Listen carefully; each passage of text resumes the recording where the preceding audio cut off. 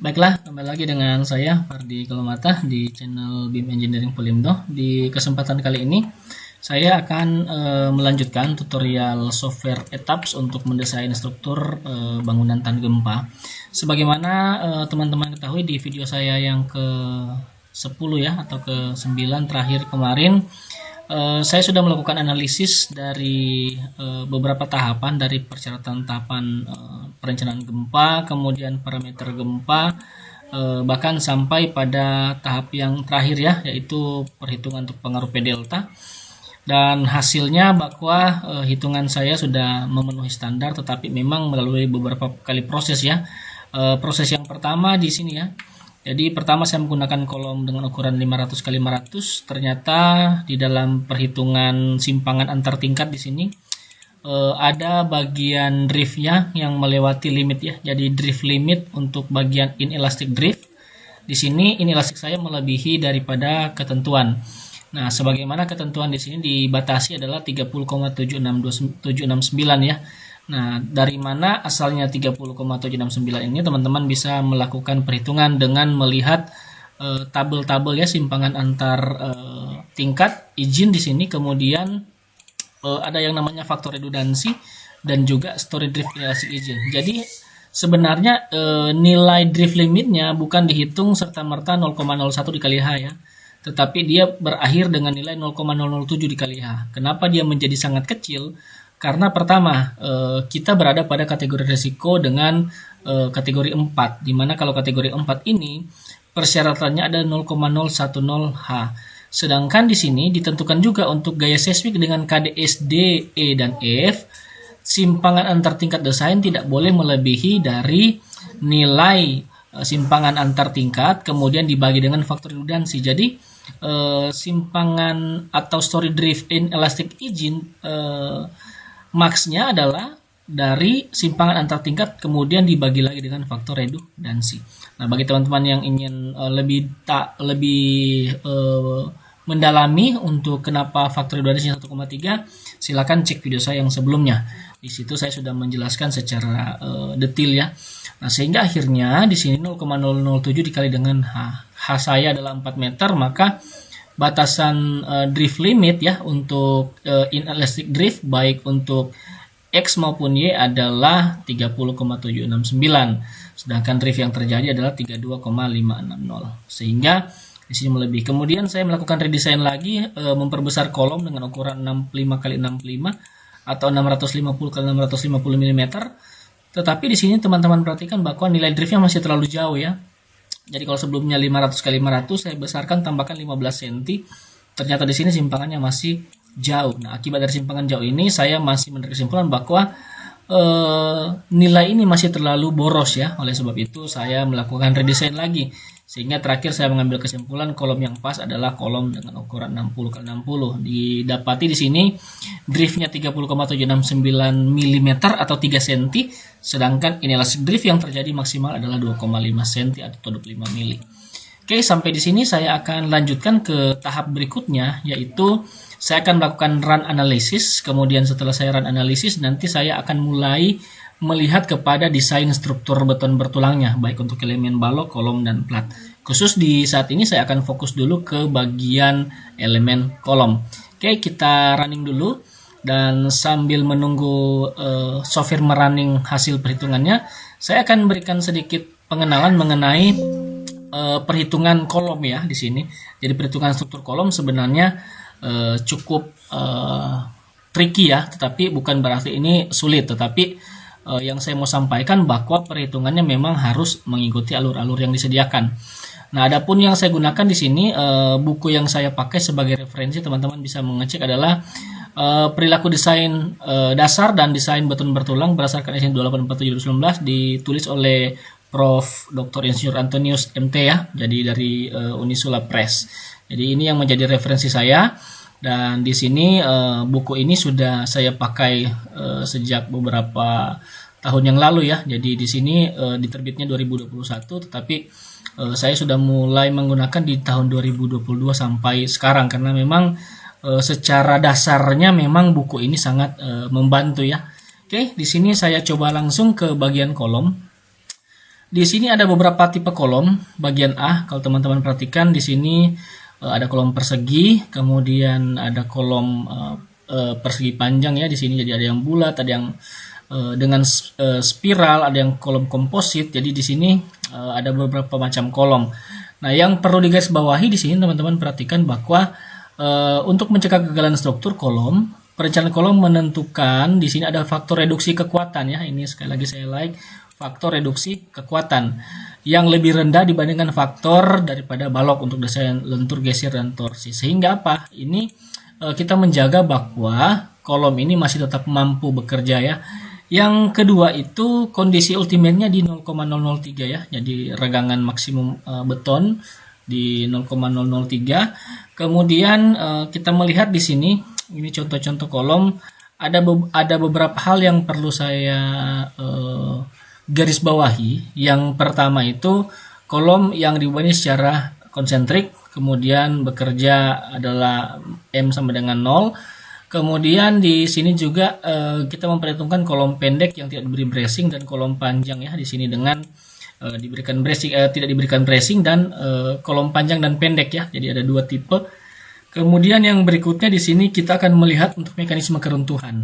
Nah, di sini mekanisme keruntuhan kolom dapat digambarkan dengan diagram beban aksial dan defleksi aksial. Jadi kalau kita melihat sebenarnya di sini ketika kolom dibebani di sini ada kurva beban aksial dan defleksi. Jadi ketika bebannya ini naik, di sini defleksinya akan semakin meningkat ya, harusnya seperti itu. Sehingga ada 4 poin ya, titik poin yang menjadi titik kita mengecek. Yang pertama bagian A, B, C, dan terakhir itu adalah bagian D.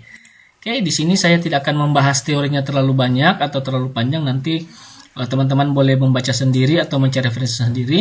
Kemudian jika memang ada yang ingin ditanyakan, boleh bertanya di kolom komentar. Yang saya mau garis bawahi di sini adalah pada bagian mekanisme keruntuhan ya di sini. Jadi biasanya untuk tipe keruntuhan kolom yang mengalami beban aksial dan lentur ada dua, yaitu keruntuhan tarik dan keruntuhan tekan ya di sini. Jadi berhubung ada dua tipe keruntuhan bergantung pada kombinasi PN dan MN. Jadi nanti teman-teman akan mulai belajar dari diagram interaksi ini kita bisa melihat ada tension failure, balance failure, dan compression failure. Nah, yang mana sebenarnya yang aman bagi kita selaku engineer? Jadi sebenarnya ini tergantung dari kebutuhan, tetapi sebisa mungkin keruntuhannya itu kita harus jaga terjadi pada keruntuhan yang tarik ya, seperti itu. Jadi kalau keruntuhan tarik ini berarti PN kurang dari PNB atau nilai E lebih besar dari EB. Ini tension failure. Sedangkan kalau keruntuhan tekan, di sini compression failure. Jadi bagian atas ini adalah keruntuhan tekan, sedangkan yang bagian bawah adalah keruntuhan tarik. Sebisa mungkin kita menjaga dia tidak masuk dalam daerah keruntuhan tekan, tetapi yang terjadi adalah keruntuhan tarik. Jadi dianggap beton itu masih mampu menahan gaya aksial yang bekerja meskipun tulangannya itu sudah meleleh. Kenapa? Agar masih memberikan waktu atau kesempatan bagi penghuni untuk pergi atau mencari posisi yang aman. Oke, di sini saya langsung ke bagian etap ya di sini. Oke, ternyata saya belum memilih beban. Sorry, di sini kita coba cek dulu. No load case set to run ya, di sini saya coba running lagi. Oke, kita klik lagi, kita tunggu sebentar. Oke, kalau sudah di sini teman-teman bisa masuk ke menu desain konkret, kemudian pergi ke start design check. Nah, langkah yang pertama di sini adalah saya akan mengecek untuk struktur ini baik untuk balok, kolom, dan plat apakah aman atau tidak. Nah, untuk mengecek aman atau tidak di sini teman-teman bisa melihat dari berbagai cara. Pertama, bisa melalui desain display info di sini. Di sini akan kita keluarkan pertama adalah identify all failure. Ini yang paling pertama yang biasa saya cek. Artinya saya memeriksa keruntuhan terhadap kesemua elemen struktur ya. Identify all failures. Apply. Nah, di sini tidak ada warning ya, teman-teman. Berarti di sini secara struktur ini sudah aman. Nah, kalau secara struktur dia sudah aman, tidak terjadi keruntuhan, langkah selanjutnya adalah saya ingin melihat, di sini saya ingin melihat seberapa besar nilai luasan tulangan yang dibutuhkan untuk setiap elemen struktur. Katakanlah misalkan kita punya elemen struktur untuk kolom lantai 1 sampai lantai 6 ya. Di sini kita bisa melihat di setiap lantai itu mana yang paling terbesar, dan itu nanti akan kita jadikan acuan untuk kita mendesain ya, seperti itu. Oke, kita tunggu sebentar, kita lihat hasilnya seperti apa. Oke, di sini teman-teman sudah bisa melihat ya. Di sini untuk AS-nya ini rata-rata sama ya dari lantai 1 sampai lantai 6, yaitu 3.600. Meskipun di beberapa bagian di sini, contoh misalkan ada yang 4.000 ya di sini. Kita lihat di sini ada 4.000 mm. Kita coba lihat ke detail ya di sini. Oke, untuk nilai rebar areanya di sini adalah 4.293 atau 1,19%. Oke, seperti ini. Nah, di sini sebenarnya kita bisa mencocokkan data-data ini ke dalam perhitungan manual, tetapi memang kita pastinya membutuhkan waktu ya, seperti itu. Oke, kalau ini sudah seperti ini, teman-teman bisa lakukan filter ya. Di sini saya ke display, kemudian show table. Kemudian kalau sudah, ini harusnya kita select dulu ya. Jadi saya akan select semua kolom. Oke, di sini. Kemudian saya akan cek dulu desain konkret display design info ya. Di sini saya akan mengecek yang kedua, yaitu rasio ya di sini. Jadi kita bisa mengecek pertama untuk kolom PMM interaction ratio, kemudian beam kolom capacity ratio ya. Ini saya coba cek untuk kapasitas beam kolom ya. Di sini kita cek. Nah, di sini teman-teman perhatikan nilainya semua ada di bawah 1 ya. Jadi saya menarik kesimpulan bahwa secara perhitungan memang penampang daripada elemen struktur ini sudah aman ya, atau sudah cukup kuat untuk memikul beban-beban yang bekerja. Kemudian kita masuk ke desain lagi, ke konkret lagi. Kemudian di sini saya akan lihat ke display design info lagi.